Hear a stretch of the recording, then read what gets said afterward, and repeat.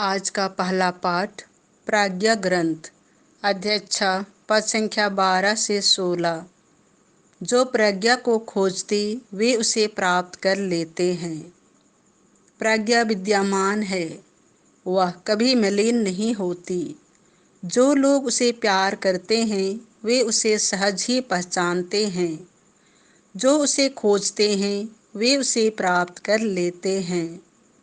जो उसे चाहते हैं वह स्वयं आकर उन्हें अपना परिचय देती है।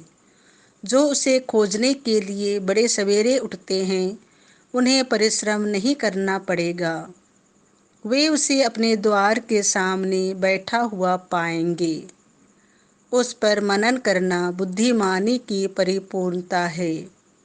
जो उसके लिए जागरण करेगा वह शीघ्र ही पूर्ण शांति प्राप्त करेगा।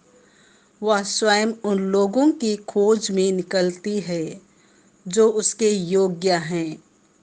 वह कृपा पूर्वक उन्हें मार्ग में दिखाई देती है और उनके प्रत्येक विचार में उनसे मिलने आती है। आज का दूसरा पाठ थिस्सलुनीकियों के नाम संत पौलुस का पहला पत्र अध्याय 4 पद संख्या 13 से 18। जो यीशु में विश्वास करते हुए मर गए हैं, ईश्वर उन्हें यीशु के साथ पुनर्जीवित कर देगा।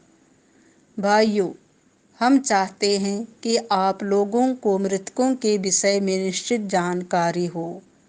कहीं ऐसा ना हो कि आप उन लोगों की तरह शोक मनाएं जिन्हें कोई आशा नहीं है।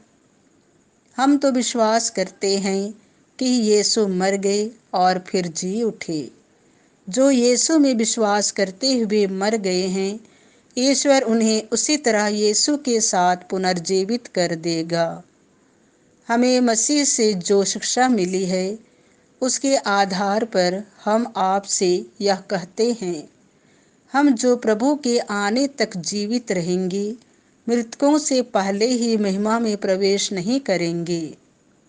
क्योंकि जब आदेश दिया जाएगा और महादूत की वाणी तथा ईश्वर की तुरही सुनाई पड़ेगी तो प्रभु स्वयं स्वर्ग से उतरेंगे।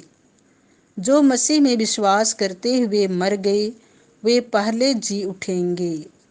इसके बाद हम जो उस समय तक जीवित रहेंगे उनके साथ बादलों में आरोहित कर लिए जाएंगे और आकाश में प्रभु से मिलेंगे। इस प्रकार हम सदा प्रभु के साथ रहेंगे। आप इन बातों की चर्चा करते हुए एक दूसरे को सांत्वना दिया करें। संत मत्ती के अनुसार पवित्र सुसमाचार अध्याय 25 पद संख्या 1 से 13। दुल्हा आ रहा है, उसकी अगुवानी करने जाओ। यीशु ने अपने शिष्यों को यह दृष्टांत सुनाया। स्वर्ग का राज्य उन 10 कुंवारियों के सदृश होगा जो अपनी अपनी मशाल लेकर दूल्हे की अगवानी करने निकली। उनमें से 5 नासमझ थीं और 5 समझदार। नासमझ अपनी मशाल के साथ तेल नहीं लाई। समझदार अपनी मशाल के साथ साथ कुप्पियों में तेल भी लाई। दूल्हे के आने में देर हो जाने पर सब ऊँघने लगी और सो गई। आधी रात को आवाज़ आई, देखो दूल्हा आ रहा है, उसकी अगवानी करने जाओ। तब सब कुंवारियाँ उठीं और अपनी अपनी मशाल संवारने लगीं। नासमझ कुंवारियों ने समझदारों से कहा, अपने तेल में से थोड़ा हमें दे दो, क्योंकि हमारी मशालें बुझ रही हैं। समझदारों ने उत्तर दिया, क्या जाने कहीं हमारे और तुम्हारे लिए तेल पूरा ना हो। अच्छा हो तुम लोग दुकान जाकर अपने लिए खरीद लो। वे तेल खरीदने गई ही थीं कि दूल्हा आ पहुंचा। जो तैयार थीं वे उसके साथ विवाह भवन में प्रवेश कर गईं और द्वार बंद हो गया। बाद में दूसरी कुंवारियां भी आकर कहने लगीं, हे प्रभु, हे प्रभु, हमारे लिए द्वार खोल दीजिए।